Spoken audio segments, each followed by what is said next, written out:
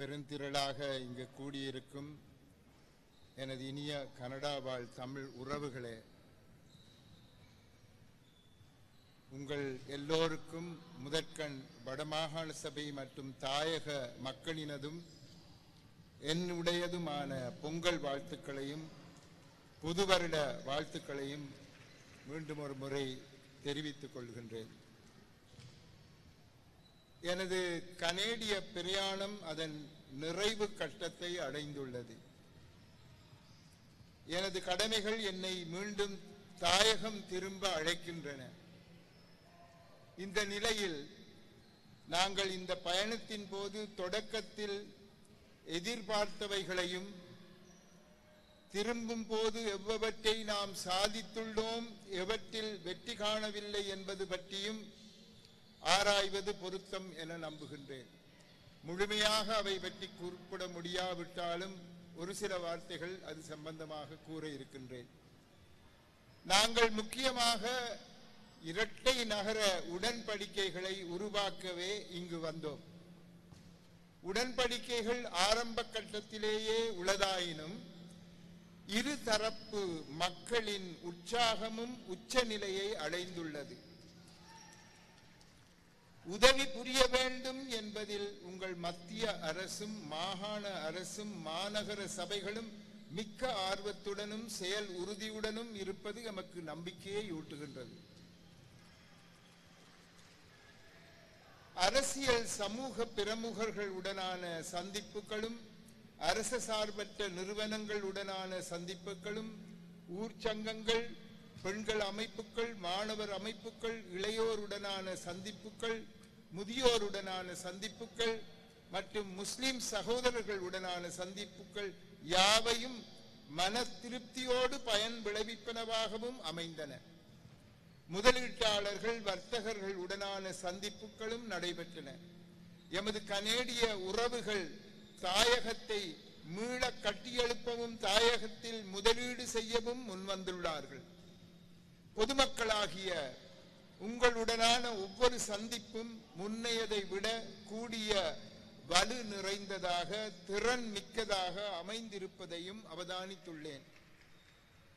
அரசு சார்பற்ற நிறுவனங்களுடன் பொருளாதார மேம்பாடு, சமூகவியல் பிரச்சனைகள், தொழில் திறன் ஏற்படுத்தல் போன்ற இன்னோரன்ன விடயங்கள் பற்றி பேசினாலும் உங்கள் அனைவருடனும் அரசியல் பற்றியே அதிகம் பேசியுள்ளேன். வானொலி, தொலைக்காட்சி செவ்விகளிலும் அதனையே மையமாக வைத்து பேசியுள்ளேன். உங்கள் அரசியல் சமூக அமைப்புகளின் பிரதிநிதிகளுடனும் அரசியல் பற்றிய தெளிவுரைகளை ஆற்ற வேண்டிய சந்தர்ப்பங்களும் எழுந்தன. அவற்றை நாம் செவ்வனே செய்து முடித்துள்ளோம் என்று நம்புகின்றேன். தமிழ் மக்களின் அடிப்படை அரசியல் எதிர்பார்ப்புகளை வலியுறுத்தி புலம்பெயர் சமூகத்தில், குறிப்பாக கனடாவில் அரசியல் சமூக அமைப்புகளை எவ்வாறு ஒரு பொது வேலை திட்டத்தில் இணைத்து செயலாற்றலாம் என்று ஆராயும் போது எமது அரசியல் சம்பந்தமான விடயங்களையும் பேச வேண்டியிருந்தது. அவற்றை செவிமடுத்த கனேடிய நாட்டு தமிழர் அல்லாத மக்கள் பிரதிநிதிகள் மிகவும் திடமாக, ஐயத்திற்கு இடமின்றி எமது அரசியல் அபிலாஷைகளை ஏற்றுக்கொள்வதான மனோநிலையை கொண்டிருந்தமை எமக்கு மன உவகையை உருவாக்கியது. அவர்கள் உண்மை நிலையை அறிந்திருக்கும் வேளையில் எம் சார்பில் எமது உரிமைகளை உங்கள் கனடிய பிரதிநிதிகள் வலியுறுத்த ஆயத்தமாக இருக்கும் வேளையில் எம்முள் சிலர் தருவதை வாங்குவோம், பின்னர் பார்ப்போம் என்ற அடிப்படையில் நடந்து கொள்வது மனவருத்தத்தை தருகின்றது.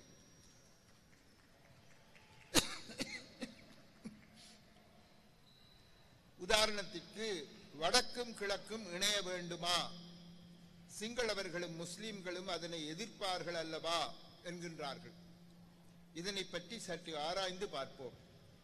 வடகிழக்கை இணைப்பது என்பது எம்மால் தான் தோன்றித்தனமாக எடுக்கப்பட்ட முடிவு அல்ல. போதுமான காரணங்கள் இருந்ததாலேயே இந்தியாவின் முன்னிலையில் 1987 ஆண்டின் இந்திய இலங்கை உடன்பாட்டின் போது வடக்கு கிழக்கு மாகாணங்கள் இணைக்கப்பட்டன.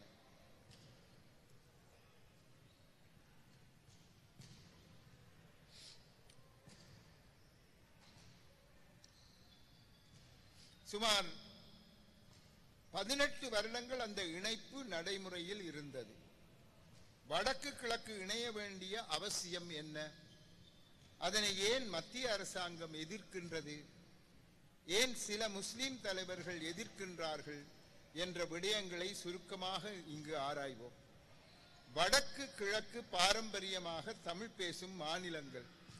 கிழக்கு மாகாணம் கண்டிய அரசனின் கட்டுப்பாட்டின் கீழ் இருந்ததல்லவா என்று ஒரு சிலர் கேட்கின்றார்கள்.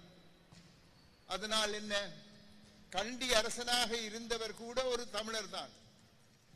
கண்டியின் கடைசி அரசன் ஸ்ரீ விக்ரம ராஜசிங்கவின் இயற்பெயர் கண்ணுசாமி என்பது எம்மில் பலருக்கு தெரியாது. ஆனால் கண்டிய ராஜ்யம் ஒரு சிங்கள மன்னரின் ஆட்சியின் கீழ் இருந்திருந்தால் கூட அவரின் மேலாதிக்கத்தின் கீழ் இருந்த கிழக்கு மாகாணம் சிங்கள மக்களை கொண்டிருந்தது என்று அர்த்தம் கொள்ள முடியாது. தமிழ் மொழியே கிழக்கில் பேசப்பட்டு வந்தது. தமிழ் பேசும் மக்களே அங்கு மிக பெரும்பான்மையாக வசித்து வந்தார்கள். என்னுடைய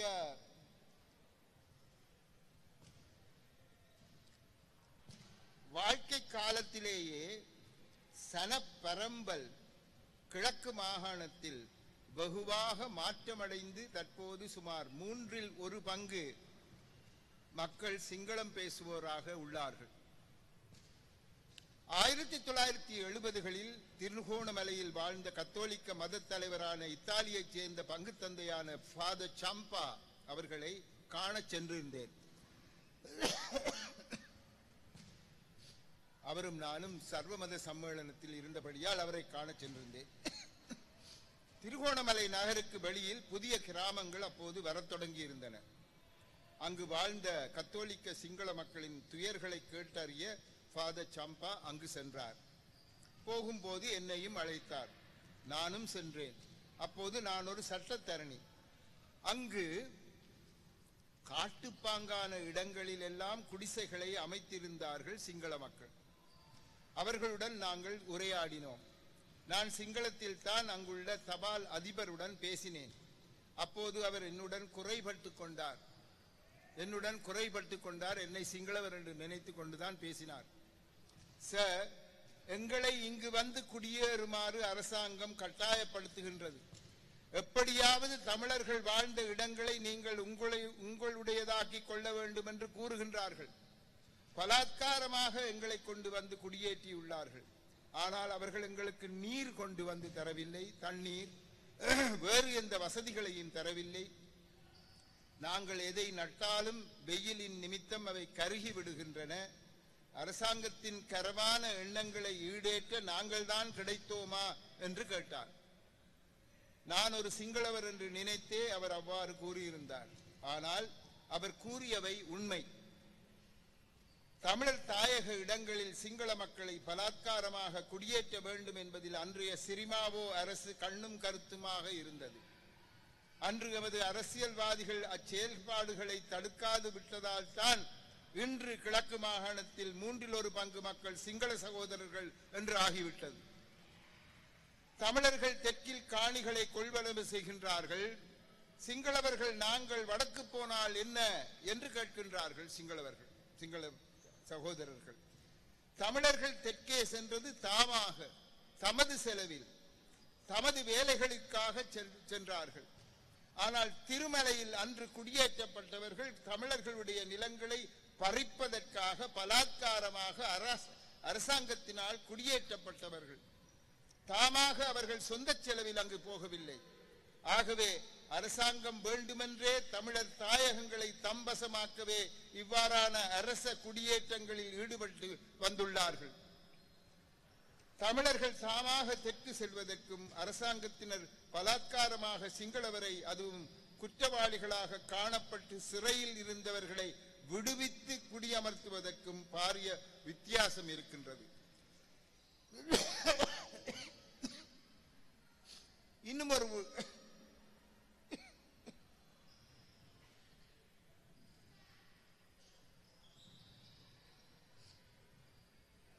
ஒரு விடயத்தை நாங்கள் மறந்துவிடக்கூடாது. இலங்கை எங்கிலும் பறந்து வாழ்ந்து வந்த தமிழ் மக்களை சுதந்திரத்தின் பின்னர் தெற்கு புறங்களில் அழித்து துரத்திய பின்னர் தான் வடகிழக்கில் பலாத்கார அரச குடியேற்றங்களை நடைமுறைப்படுத்தி வந்துள்ளார்கள். அதாவது அங்கு எங்களை துரத்திவிட்டு இங்கும் எங்கள் காணிகளை எடுத்து வருகின்றார்கள். வடக்கு கிழக்கில் இராணுவ உதவியுடன் இதை செய்து வருகின்றார்கள். இன்றும் தமிழர்கள் தாம் இருந்த இடங்களில் இருந்து விரட்டி அடிக்கப்படுகின்றார்கள். அதாவது தென்னிந்தியாவுக்கு அகதியாக சென்ற தமிழர்கள் அரசாங்க அனுமதி பத்திரத்துடன் தமது காணிக்கு திரும்பி வந்தார்கள். அங்கு சிங்கள மக்கள் வாழ்ந்து வருவதைக் கண்டு அதிர்ச்சி உற்றார்கள். கேட்டால் வேறு இடத்தில் காணி தருகின்றோம் என்று மத்திய அரசாங்க அலுவலர்கள் கூறுகின்றார்கள். அடாத்தாக இருப்பவர்களை தமிழ் மக்களின் காணிகளில் இருக்க விட்டுவிட்டு காட்டுப்பாங்கான வேறு இடங்களில் முன்னைய அக்காணிக்கு சொந்தக்காரர்களை குடியமர்த்த எத்தனிக்கின்றார்கள் அரசாங்கம். இவற்றை பற்றி பேசினால் எங்களை இனவாதி என்கின்றது அரசாங்கம்.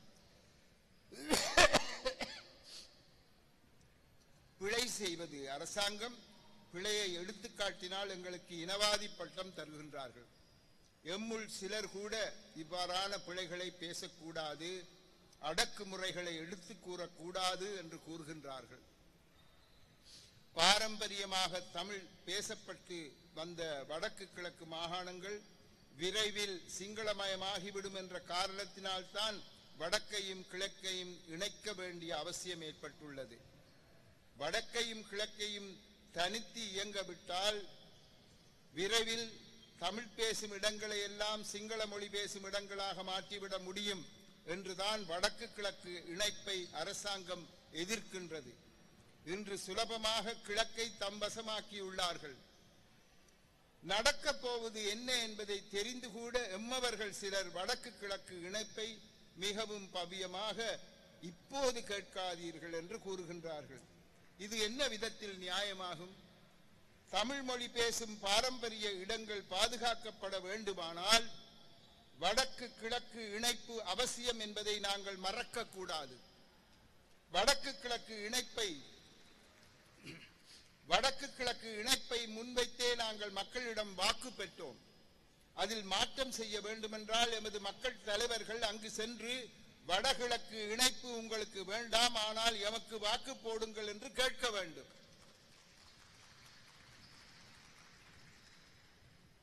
அரசியல் விஞ்ஞாபனத்தில் மாற்றத்தை ஏற்படுத்தியே அவ்வாறு கேட்க வேண்டும். எதையோ கூறி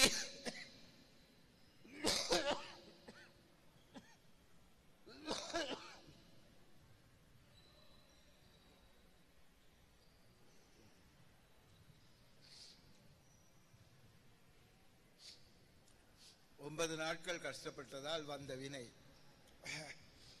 அரசியல் விஞ்ஞாபனத்தில் மாற்றத்தை ஏற்படுத்தியே அவ்வாறு கேட்க வேண்டும். எதையோ கூறி தேர்ந்தெடுக்கப்பட்டு விட்டோம் என்ற மமதையில் தான் தோன்றித்தனமாக எவரும் நடக்க முற்படக்கூடாது.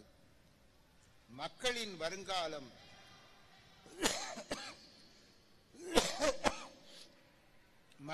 வருங்காலம் கருத்திற்கு எடுக்கப்பட வேண்டும்.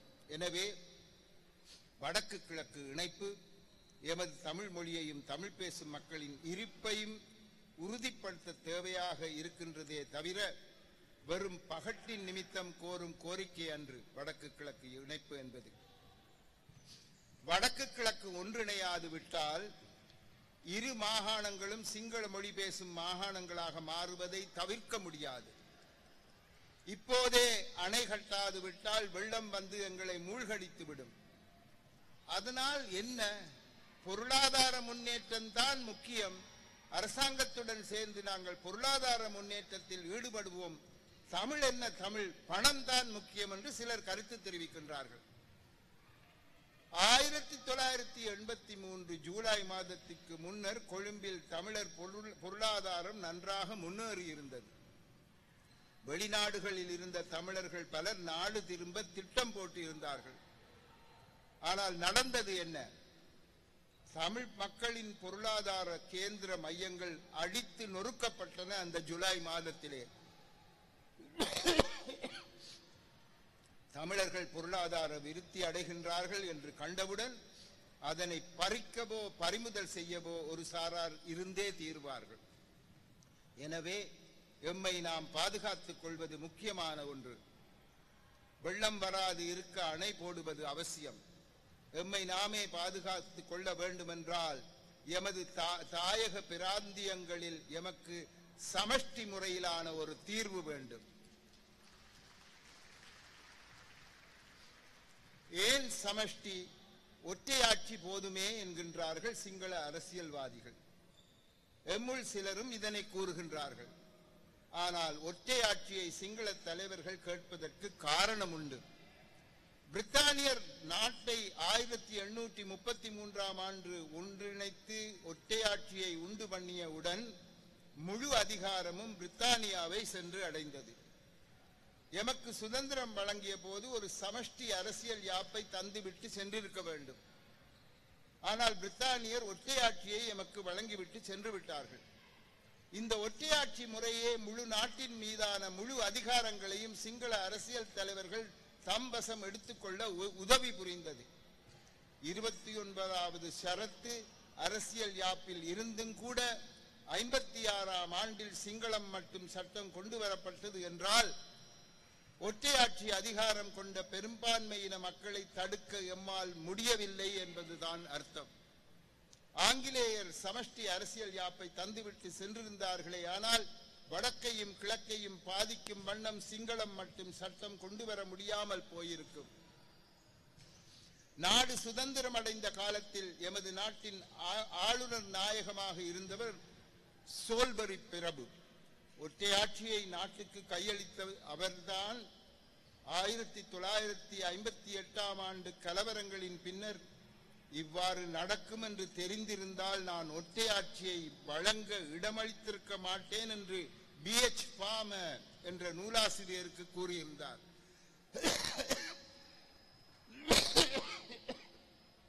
ஆகவே நாங்கள் கிடைப்பது கிடைக்கட்டும் என்ற மனோநிலையில் ஒற்றையாட்சிக்கு ஒப்புதல் வழங்கினோமானால் எமது கதி அதோ கதிதான் என்று ஆகிவிடும். சமஷ்டி என்பது ஏதோ தமிழரசு கட்சிக்கு உரித்தான பொறிமுறை என்ற கருத்து பல சிங்கள சகோதரர்களிடமும் ஏன் சில தமிழ் சகோதரர்களிடமும் நிலவி வருவதை காண்கின்றோம். சமஷ்டி என்றவுடன் தமிழ் கட்சிகள் முன்னர் இது செய்தார்கள், அது செய்தார்கள், புலிகளை வளர்த்தார்கள் என்றெல்லாம் கூறுகின்றார்கள். சமஷ்டி என்பது தமிழரசு கட்சிக்கு உரித்தான கருத்தன்று. பல்லின மக்களை கொண்ட கனடா இன்று தலை நிமிர்ந்து நிற்கின்றது என்றால் அதன் சமஷ்டி முறையிலான அரசியல் பொறிமுறையே காரணம்.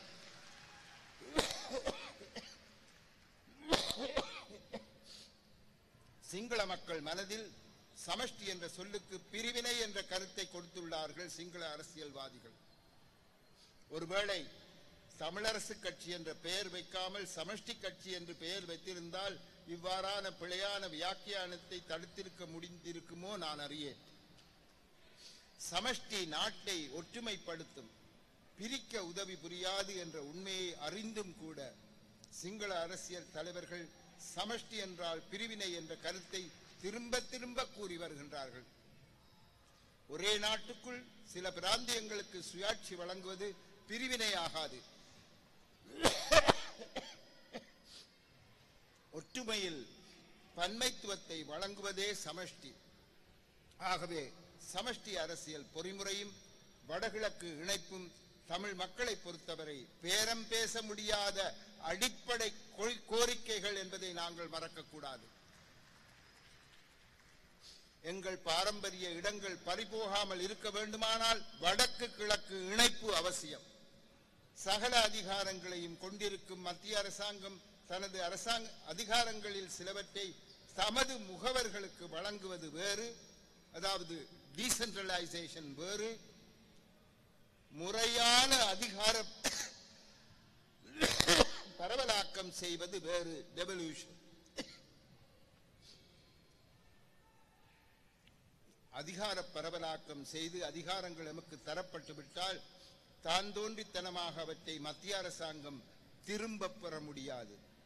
முகவர்களுக்கு கையளிப்பதை எந்த தருணத்திலும் அவர்கள் மீளப் பெறலாம்.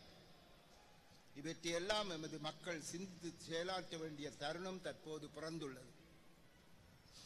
வேறு எப்போதும் இல்லாத அளவுக்கு சர்வதேச கரிசனை எம் மீது படர்ந்துள்ளது. காலம் கடந்தால் அவர்களின் கரிசனை வேறு திசைகளில் செல்லக்கூடும்.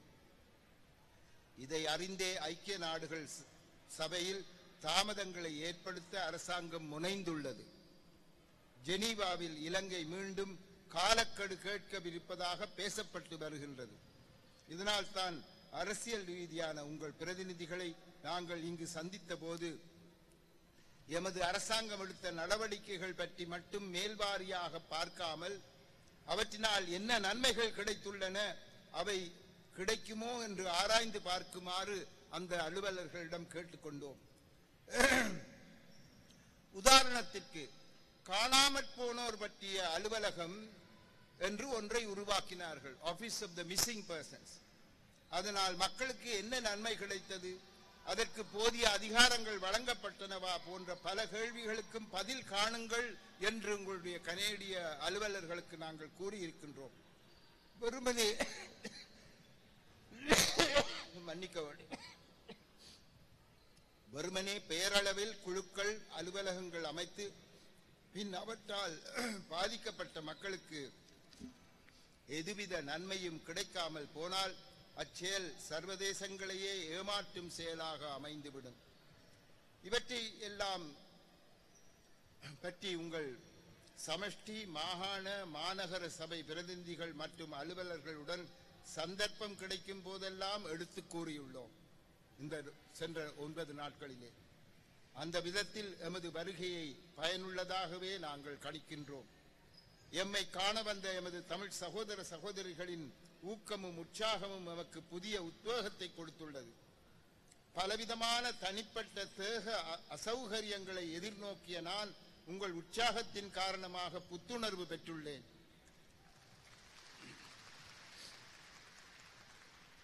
உங்கள் ஒவ்வொருவருக்கும் இது சார்பாக எனது மனமார்ந்த நன்றி அறிதல்களை தெரிவித்துக் கொள்கின்றேன். நான் தொடக்கத்தில் எமது தோல்விகள், குறைகள் என்ன என்பதை ஆராய்வதும் எமது கடமை என்று கூறினேன். அதனையும் குறிப்பிட்டு விடுகின்றேன். எமது மக்களிடையே ஒற்றுமையை ஏற்படுத்த வேண்டும், நாம் ஒரு குரலாக இயங்க வேண்டும் என்று நான் கருத்து தெரிவித்திருந்தேன்.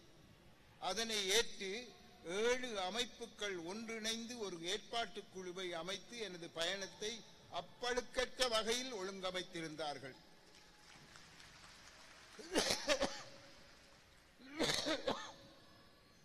பலகாலமாக இங்கு இருந்து வரும் சகல குழுக்களிடமும் அவர்களின் பிரதிநிதிகளை அனுப்பி ஏற்பாட்டு குழுவின் கரங்களை பலமடைய செய்யுமாறு வேண்டியிருந்தார்கள்.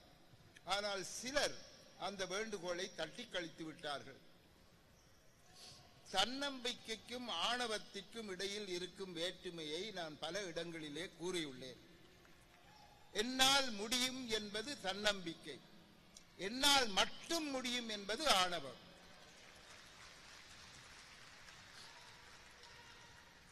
சிலர் தம்மால் மட்டும் முடியும் என்ற கருத்தை முன்னிறுத்த வந்துள்ளார்கள். இது ஆணவத்திற்கு ஒப்பானது. தமிழ் மக்களின் வாழ்வு மலர வேண்டுமானால் நாங்கள் ஆணவம் களைய வேண்டும், மமதையை மறக்க வேண்டும். அன்பும் அரவணைப்புமே எம்மை ஒற்றுமைப்படுத்தும்.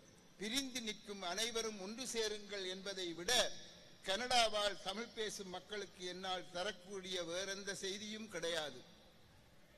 உங்கள் ஒற்றுமையே எமது பலம், உங்கள் புரிந்துணர்வே எங்கள் புதிய வாழ்க்கைக்கு அத்திவாரம்.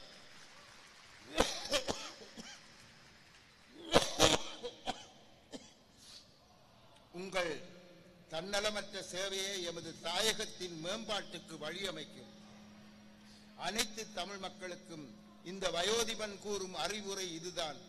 நாங்கள் சேர்ந்திருந்தால் தான் எங்களுக்கு மதிப்பு, பிரிந்திருந்தால் பிறர் எம்மை பிளவுபடுத்தி விடுவார்கள்.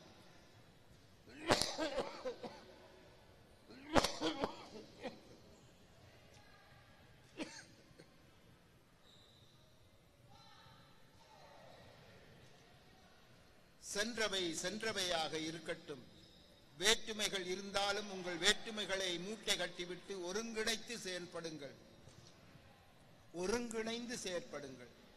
எவ்வாறு ஒருவரை ஒருவர் எதிர்த்து வந்த 5 கட்சிகள் தமிழ் தேசிய கூட்டமைப்பு என்று ஒருங்கிணைந்தனவோ அதே போன்று உலகளாவிய ரீதியாகவும் தமிழ் மக்களின் கூட்டமைப்பு ஒன்று உருவாக வேண்டும். தமிழர்களை ஒன்றிணைத்தல் கடவுளாலும் முடியாது என்பது எனக்கு தெரியும்.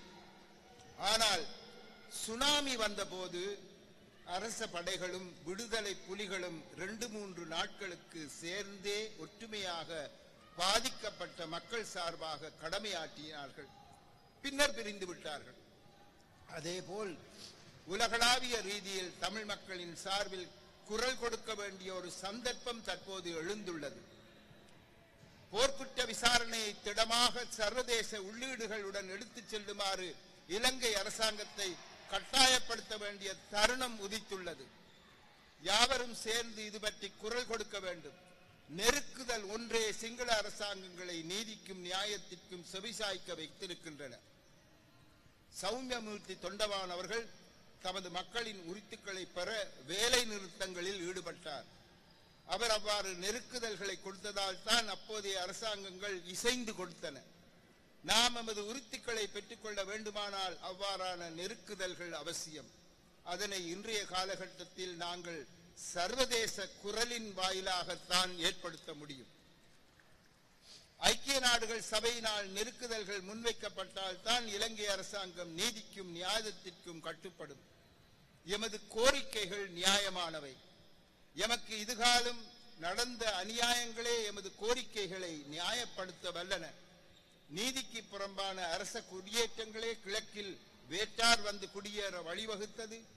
ஆகவே வடக்கையும் கிழக்கையும் இணையுங்கள் என்பதில் எந்த பிழையும் இல்லை. எமக்கென அலகொன்றை நாங்கள் கோருவது போல் வடகிழக்கு இணைப்பில் முஸ்லிம் மக்களுக்கு ஒரு தனி அலகை பிரித்து கொடுப்பதில் எமக்கோ அரசாங்கத்திற்கோ எந்தவித ஆட்சேபனையும் இருக்க முடியாது. மத்தியின் மேலாதிக்கம் குறைந்து மாகாணங்களில் சுயாட்சி மலர வேண்டும் என்பதில் கருத்து வேறுபாட்டுக்கு இடம் இருக்க முடியாது.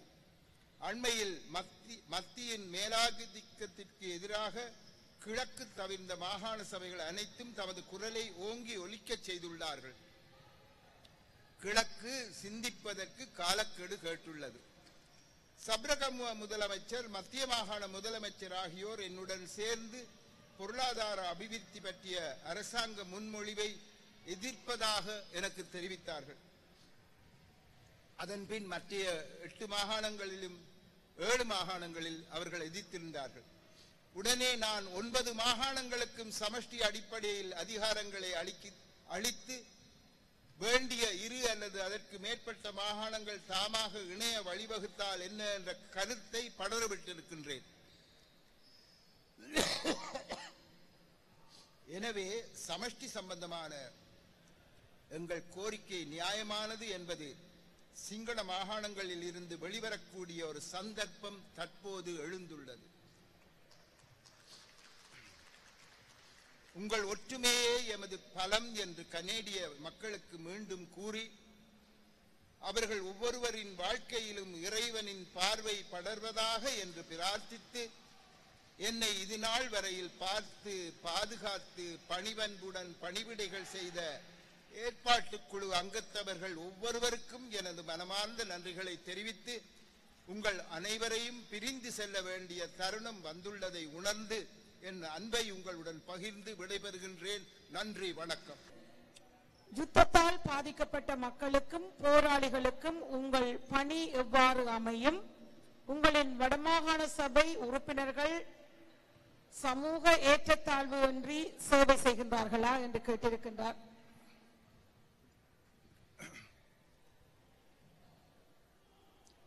எங்களுக்கு அரசாங்கத்தால் ஒரு தொகை பணம் தரப்படுகின்றது ஒவ்வொரு வருடமும். நாங்கள் 10,000 மில்லியன் கேட்டால் எங்களுக்கு ஒரு 2,500 மில்லியன் 3,000 மில்லியன் தருகின்றார்கள். ஆகவே மக்களுக்கு செய்வதற்கு பணி செய்வதற்கு எங்களுக்கு வருமானம் போதாது. இந்த வரிகளை ஏற்படுத்துவதானால் அதற்குரிய சட்டங்களை நாங்கள் நியதி சட்டங்களை ஏற்படுத்த வேண்டி இருந்தது. திடீரென்று நாங்கள் முதலிலே இந்த வடமாகாண சபையை ஏற்றுக்கொண்டதும் அவற்றை இந்த நியதி சட்டங்களை இயற்றுவதற்கு போதிய புரிந்துணர்வு பெற்ற அலுவலர்கள் எவரும் இருக்கவில்லை. மற்ற மாகாணங்களை எடுத்து பார்த்தால் அவை சிங்களத்திலே செய்திருக்கின்றார்கள். கிழக்கு மாகாணங்களிலே சில விஷயங்கள் இருந்தாலும் அவற்றை எம்மால் முழுமையாக ஏற்றுக்கொள்ள முடியாமல் இருந்தது. ஆகவே அதிலே பல தடுமாற்றங்கள் தாமதங்கள் ஏற்பட்டது உண்மை. ஆனால் எமக்கு கிடைத்த அந்த பணத்தில் ஒருவித திருப்பி அனுப்புதல் எதுவுமே இல்லாமல் ஒவ்வொரு சதமும் மக்களுக்கு போய் சேரக்கூடிய விதத்திலே எங்களுடைய நடவடிக்கைகளை எடுத்து வந்திருக்கின்றோம். இதைவிட அரசாங்கத்தினால் சில செயல் திட்டங்கள் வகுக்கப்பட்டு செய்யப்பட்டு வருகின்றன. வெளிநாட்டு நிறுவனங்கள் பல எங்களுக்கு சில செயல் திட்டங்களில் ஈடுபட்டு மக்களுக்கு சேவையாற்றி கொண்டிருக்கின்றன. உலக வங்கி, ஆசிய அபிவிருத்தி வங்கி போன்ற வங்கிகளின் கடனை பெற்றும் சில வேலைகளை செய்து கொண்டிருக்கின்றோம். ஆனால் இவை எல்லாவற்றிற்கும் மேலாக வடமாகாண முதலமைச்சருக்கு ஒரு நிதியம் வேண்டும் என்று நாங்கள் கேட்டிருந்தோம். சபரகமு, ஊவ, வட மேல் மாகாணம், மேலும் வடகிழக்கு மாகாணத்தில் அந்த காலத்திலே இந்த நிதியம் இருந்தது. ஆகவே அதே முறையிலே ஒரு நிதியத்தை போட்டு செய்தால் என்ன என்று கேட்டதற்கு முன்னைய ஆளுநர் அதற்கு எதிர்ப்பு தெரிவித்து முடியாது என்று விட்டார். அவருக்கு பின்னர் வந்த இரண்டாவது ஆளுநர் முடியும், நீங்கள் சட்டங்களை தயாரியுங்கள் என்று சொல்லி அந்த சட்டத்திலே சில மாற்றங்களை ஏற்படுத்த வேண்டிய தாமதங்கள் ஏற்பட்டிருந்த போது அவர் விட்டு போய்விட்டார். இப்பொழுது மூன்றாவது ஆளுநர் எங்களுடன் இருக்கின்றார். அவருடன் பேசிய போது பரவாயில்லை, நீங்கள் தாருங்கள், அதை நாங்கள் செய்வோம் என்ற மாதிரி பேசிவிட்டு இப்ப அதனை அட்டர்னி ஜெனரல்ஸ் டிபார்ட்மெண்ட்டுக்கு அனுப்பி வைத்திருக்கின்றார்கள். சென்ற 4-5 மாதங்களாக அங்கு அந்த சட்டம் படுத்துறங்கி கொண்டு இருக்கின்றது, அந்த வரைவு. ஆகவே உங்களுடைய கேள்வி, நாங்கள் எப்பேற்பட்ட வேலைகளை மக்களுக்கு செய்து வருகின்றோம், கிடைத்த அந்த சொற்ப நிதியத்தில் செய்து கொண்டு வருகின்றோம். ஆனால் அதை நாங்கள் முழுமையாக நம்பி இருக்கவில்லை. எனவே உதவி பாலம் என்ற ஒரு கணக்கை நாங்கள் திறந்து எங்களுடைய அலுவலர்கள் மூலமாக புதன்கிழமைகள் தோறும் எங்களை காண வரும் மக்களின் பிரச்சனைகள், அன்றாட பிரச்சனைகள், அவர்கள் வந்து கேட்கும் பிரச்சனைகள் சம்பந்தமாக அவர்களுக்கு செய்யக்கூடிய நன்மைகளை நாங்கள் சிறிது சிறிதாக செய்து கொண்டு வருகின்றோம். எங்களுடைய இந்த முதலமைச்சரின் நிதியம் கிடைக்கும் என்ற நம்பிக்கை எங்களுக்கு இருக்கின்றது. அது விரைவிலே கிடைத்தால் வெளிநாடுகளில் இருந்து புலம்பெயர் மக்களிடமிருந்து நாங்கள் போதிய பணத்தை பெற எதிர்பார்க்கின்றோம். அதனை அரசாங்கமும் தெரிந்து வைத்துக் கொண்டு இருக்கின்றது. நேரடியாகவே நாங்கள் ஏற்றுக்கொள்ளக்கூடிய ஒரு நிலை அப்போது வரும் என்பதை சொல்லி வைக்கின்றேன். இப்போது இந்த உதவி பாலம் மூலமாக நாங்கள் சிறு சிறு தொகைகளை, வெளிநாடுகளில் இருந்து அனுப்பும் தொகைகளை வைத்து மக்களுக்கு சேவைகள் செய்து கொண்டு வருகின்றோம். அடுத்த கேள்வி, சிங்கள அரசாங்கம் ஒரு பொழுதும் தமிழர்களுக்கு எந்த ஒரு தீர்வையும் முன்வைக்க வராது என்பது தமிழர்களுக்கு நன்கு தெரியும். இந்த சந்தர்ப்பத்தில் நீங்கள் எவ்வகையில் தமிழருக்கு ஒரு தீர்வினை, உரிமை தீர்வினை எட்ட முடியும், உங்களது எண்ண கருவினை கூறுவீர்களா என்று கேட்டிருக்கிறார். உங்களுடைய எண்ண கருவை கூறுங்கள் என்று கேட்டிருக்கிறார். அதனால்தான் என்னுடைய பேச்சிலே நெருக்குதல்கள் சம்பந்தமாக நான் குறிப்பிட்டிருந்தேன். ஒரு விடயத்தை தர முடியாது என்று யாராவது சொன்னால், உங்களுடைய வீட்டிலே இருக்கும் அண்ணன் உங்களுடைய ஒரு புத்தகத்தை எடுத்து வைத்துக் கொண்டு உங்களுக்கு திருப்பி தர முடியாது என்று கூறுகின்றார். நீங்கள் என்ன செய்வீர்கள்? அவரோடு அடித்து பிடிச்சு சண்டை பிடிக்க முடியாது. அடிச்சு பிடிச்சு சண்டை பிடிச்சு நாங்கள் இப்ப தோற்றும் இருக்கிறோம், அதை விடுங்கோ. ஆனால் அதுக்கு மேலதிகமாக நாங்கள் என்ன செய்யலாம்? அப்பாட்ட போய் சொல்லலாம், அம்மாட்ட போய் சொல்லலாம், அல்லது இன்னொரு பெரிய அண்ணன் இருந்தால் அவர்கிட்ட சொல்லலாம். அதைத்தான் நாங்கள் இப்பொழுது செய்கின்றோம். உலக ரீதியாக சர்வதேச சமூகத்தினிடம் எங்களுடைய பிரச்சனைகளை முழுமையாக சொல்லிக் கொண்டு வருகின்றோம். அவர்களுக்கு அந்த புரிந்துணர்வு இப்பொழுது ஏற்பட்டுள்ளது. முக்கியமாக உங்களுடைய கனடா நாட்டு அலுவலர்களிடம் நான் பேசிய போது அவர்கள் முழுமையாக எங்களுடைய பிரச்சனைகளை அறிந்திருக்கின்றார்கள் என்று அறிந்து கொண்டேன். அவர்கள் எங்களுக்காக குரல் கொடுப்பதாகவும் கூறியிருக்கின்றார்கள். ஆகவே நாங்கள் சர்வதேச ரீதியாக எங்களுடைய அரசாங்கத்திற்கு நெருக்குதல்களை கொடுத்து அதன் மூலமாக நாங்கள் நன்மைகளை பெறலாம் என்று நாங்கள் நினைக்கின்றோம். முதலமைச்சருக்கு யாழ் மாவட்டத்தில் போதைப் பொருள் பாவனை, மதுபான கலாச்சாரம், கல்லூரி மாணவர்களின் வாழ்வெட்டு, முன்னாள் போராளிகளின் மறுவாழ்வு, இறுதியாக யாழ் பல்கலைக்கழக மாணவர் கொலை, இச்சம்பவங்களுக்கு நீங்கள் எடுக்கும் நடவடிக்கை, அத்துடன் தமிழ் மக்களின் பிரச்சனைக்கு கூட்டமைப்பு எடுக்கும் நடவடிக்கைக்கு தீர்வு இல்லை என்றால் அடுத்த கட்ட நடவடிக்கை என்னவாக இருக்கும்? இது போலீஸ் அதிகாரங்கள் சம்பந்தப்பட்டது. போலீஸ் அதிகாரங்கள் எங்களுக்கு ஓரளவு சட்டப்படி தரப்பட்டாலும் உண்மையிலே யதார்த்தம் என்னவென்றால் எங்களுக்கு அந்த அதிகாரம் தரப்படவில்லை. 2 வருடங்களுக்கு முன்னர் அவர்கள் கூறினார்கள் 650 கிட்டத்தட்ட 650 தமிழ் இளைஞர்களை போலீஸ் படையிலே சேர்த்து அவர்களை வடமாகாணத்திற்கு கொண்டு வருவதாக. அதுக்கு அடுத்த வருடம் கூறினார்கள் இப்பொழுது 400 சொச்ச பேரை கொண்டு வரப்போகின்றோம். சென்ற வருடம் IGPN-ஐ காண வரும்போது கட்டாயம் இப்பொழுது 200 சொச்ச பேரை கொண்டு வரப்போகின்றோம் என்று கூறினார். இதுவரையிலே ஒருவருமே கொண்டு வரப்படவில்லை. தமிழ் மக்கள் சம்பந்தமான விடயங்களை தமிழ் போலீஸ்காரர்கள் தான் கூடிய அளவு அறிந்து அது சம்பந்தமான செய்திகளை தெரிந்து வைத்து நடவடிக்கைகளை எடுக்கக்கூடியவர்கள். ஆனால் அதற்கு இடம் கொடுக்கின்றார்கள் இல்லை. அதைவிட ஒரு பிரச்சனை ஏற்பட்டது. நான் போதைப்பொருள் சம்பந்தமான அந்த திணைக்களத்தின் தலைவர் பேசும் ஒரு கூட்டத்திலே கொழும்பிலே கலந்து கொண்டிருந்தேன். அப்பொழுது அவர் கூறினார், போதைப் பொருள்களை இங்கு கடத்தி வருவது 2 புலிகள் என்று, தென்னிந்தியாவில் இருந்து வரும் 2 புலிகள் என்று அவர்களுடைய பெயர்களையும் குறிப்பிட்டிருந்தார். உடனே நான் கேட்டேன், எங்களுடைய வடமாகாணத்தில் 150,000 இராணுவத்தினர் இருக்கின்றார்கள், போலீஸ் படையினர் இருக்கின்றார்கள், அரசாங்கத்தினுடைய ஆட்சி செலுத்தப்படுகின்றது, 2 புலிகள் இத்தனையையும் கூட்டிக் கொண்டு வருகின்றார்கள், உங்களால் பிடிக்க முடியவில்லை தானே என்று. ஆகவே அதுதான் உண்மை. அதாவது இதை பிடிக்க முடியாது என்று அல்ல, பிடிக்க கூடாது என்பதுதான் அங்கு இருக்கும் சூட்சுமம் என்று நான் நம்புகின்றேன்.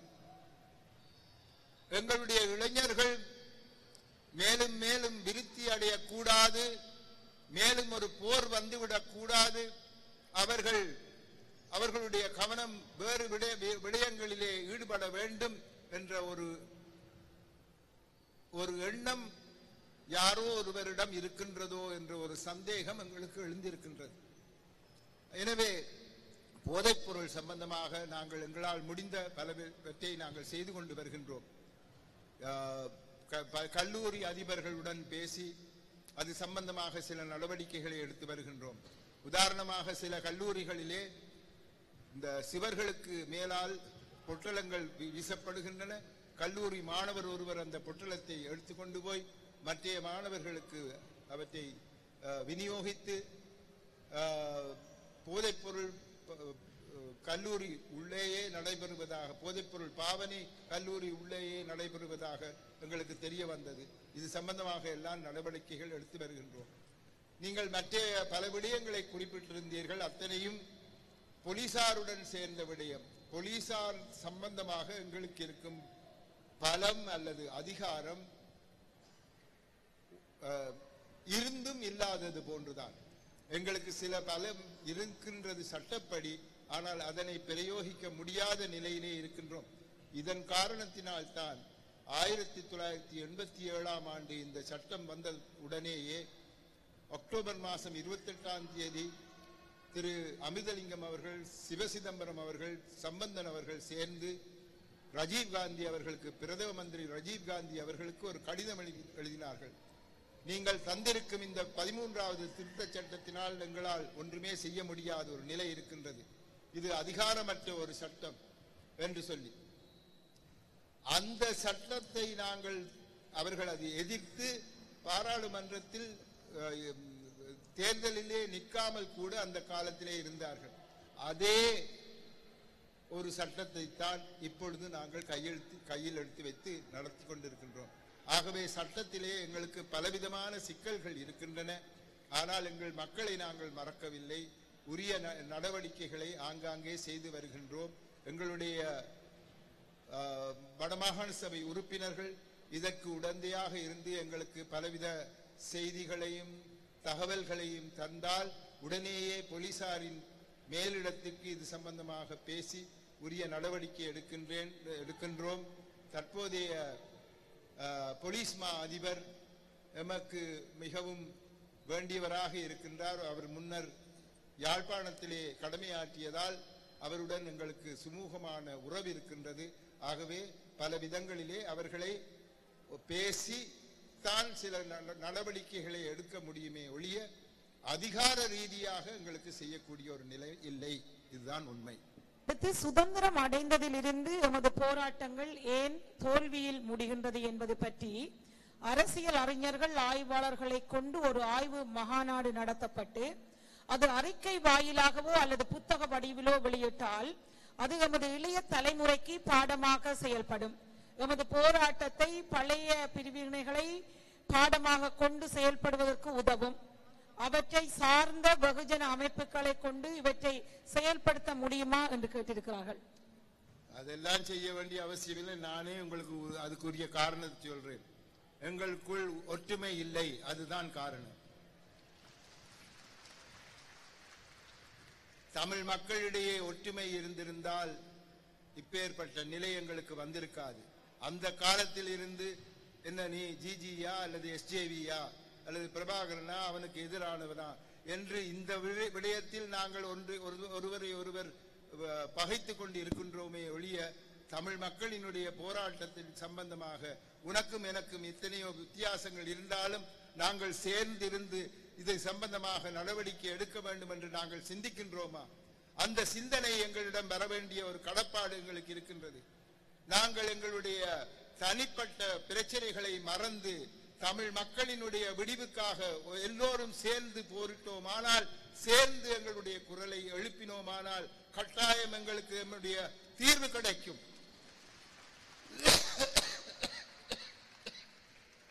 இந்த இளைஞர் குறிப்பிடுவது போன்று இவற்றையெல்லாம் நீங்கள் புஸ்தக ரூபமாக ஆராய்ச்சி செய்து அறிந்து செய்யுங்கள். அதில் பிரச்சனை ஒன்றுமில்லை. ஆனால் முதலிலே எங்களை நாங்கள் மாற்றிக்கொள்ள முன்வர வேண்டும். எந்த நேரமும் மற்றவனை பற்றி குறை கூறிக்கொண்டு நான் தான் முன்னுக்கு வர வேண்டும் என்ற எண்ணத்திலே நாங்கள் சுயநலமாக எங்களுடைய நடவடிக்கைகளில் ஈடுபட்டோமானால் தமிழ் மக்களுக்கு எந்த காலத்திலும் விடிவு வராது. தமிழ் மக்களின் ஒற்றுமை ஒன்றுதான் எங்களுக்கு விடிவை தேடி தரும் என்பது என்னுடைய ஆணித்தரமான கருத்து. புலம்பெயர் நாடுகள் மற்றும் தாயகத்தில் பல பிரிவுகளாக செயல்படும் அமைப்புகளை ஒன்றாக ஒரே குடையின் கீழ் கொண்டு வருவதற்கு, குறிப்பாக தாயக அரசியல் கட்சிகளை ஒன்றாக்குவதற்கு உங்களின் முயற்சிகள் என்ன? நான் சேர்ந்திருப்பதே ஒரு கூட்டமைப்பில், தமிழ் தேசிய கூட்டமைப்பு 2001ஆம் ஆண்டு பிரிந்திருந்த 5 கட்சிகளை ஒருமிக்க கொண்டு வந்து அந்த 5 கட்சிகளும் சேர்ந்து உருவாகியதுதான் தமிழ் தேசிய கூட்டமைப்பு. சற்று முன்னர் தான் என்னுடைய பேச்சிலே தமிழ் தேசிய கூட்டமைப்பு போன்று தமிழ் உலகளாவிய கூட்டமைப்பு ஒன்று உருவாக்கப்பட வேண்டும் என்று குறிப்பிட்டிருந்தேன். ஏதோ காரணங்களினால் எங்களுக்கிடையே பலவிதமான பிரச்சனைகள், பிரிவினைகள், தனிப்பட்ட முரண்பாடுகள் என்று எல்லாம் இருப்பதால் எங்களால் முன் செல்ல முடியாமல் இருக்கின்றது. இதை நான் எப்படி கொண்டு வருவது? உங்களுக்கு அந்த கருத்தை வெளியிட்டிருக்கின்றேன். அதனை செய்ய வேண்டியவர்கள் நீங்கள். நான் அங்கிருந்து என்னால் செய்ய முடியாது. ஆனால் எந்த விதமான கருத்து வித்தியாசங்களை பற்றி எவரும் சொன்னால் கூட எங்களுடைய டிபிசி, அதுக்கு என்ன பேரவை, தமிழ் மக்கள் பேரவை தங்களுடைய மக்களுடைய ஒரு பேரவையாக, மக்களினுடைய ஒரு சங்கமாக பரிணமித்து அதிலே என்னை சேர்ந்து கொள்ளுமாறு கேட்கும் போது நான் அதில் இருந்து என்னுடைய கடமையில் இருந்து நான் தவறவில்லை. ஏலும் முடியும், சரி என்று ஏற்றுக்கொண்டேன். ஆனால் அவர்களிடம் ஒரு விடயத்தை குறிப்பிட்டேன். எங்களுடைய தமிழ் கூட்டமைப்போ எந்த கட்சிக்கு எதிராகவும் நீங்கள் ஒரு கட்சியாக இணைந்து தேர்தலில் நிற்காமல் இருக்க வேண்டும் என்று எழுத்தில் தாருங்கள் என்று. அவர்கள் எழுத்திலே தந்திருக்கின்றார்கள். நாங்கள் மக்களினுடைய வருங்காலம் பற்றி சிந்தித்து அதற்காக மக்களினுடைய ஒரு இயக்கமாக எங்களுடைய நடவடிக்கைகளை எடுத்துச் செல்வோம் என்று அவர்கள் வாக்களித்திருக்கின்றார்கள். அரசியல் ரீதியாக, தேர்தல் ரீதியாக நாங்கள் எந்த விதமான நடவடிக்கைகளிலும் இறங்க மாட்டோம் என்று தந்திருக்கின்றார்கள். ஆகவே அவ்வாறான சில அவர்களுடைய உத்தரவாதங்களை எடுத்து வைத்துக் கொண்டுதான் என்னுடைய கடமைகளை செய்து கொண்டு வருகின்றேன். ஆகவே முடியுமான அளவு வேற்றுமை உள்ள அல்லது வேறுபட்ட பல கட்சிகளை ஒருமித்து ஒன்றிணைத்து எங்களுடைய வேலைகளை அங்கு செய்து வருகின்றோம். அதே போன்று உலகளாவிய ரீதியிலே அவ்வாறு செய்ய முடியாது என்று அல்ல, கேட்டால் முடியும், செய்வோம் என்றுதான் என்னால் கூற முடியும். அதற்கு என்னுடைய ஆதரவும் இருக்கும். எல்லோரையும் சேர்த்து முன் செல்வதுதான் என்னுடைய ஒரே ஒரு குறிக்கோள். நாங்கள் சேர்ந்தால்தான் எங்களுடைய வருங்காலம் நல்லதாக அமையும். சேருங்கள் என்று கூறும்போது உங்களுடைய தனித்துவத்தை நீங்கள் மறந்துவிட வேண்டும் என்று நான் கூறவில்லை. தனித்துவம் உங்களுக்கு தனித்துவம் இருக்க வேண்டும், கட்சி இருக்க வேண்டும், உங்களுடைய சிந்தனைகள் வேறாக இருக்கலாம். ஆனால் சில இடங்களிலே நாங்கள் சேர்ந்து எதனை செய்ய வேண்டும் என்று தீர்மானித்து அந்த தீர்மானத்தின் அடிப்படையிலே எங்களுடைய நடவடிக்கைகளை முன்னெடுக்கக்கூடியதாக, ஒருமித்து முன்னெடுக்கக்கூடியதாக நாங்கள் நடவடிக்கைகளில் இறங்க வேண்டும் என்று கூறுகின்றேன்.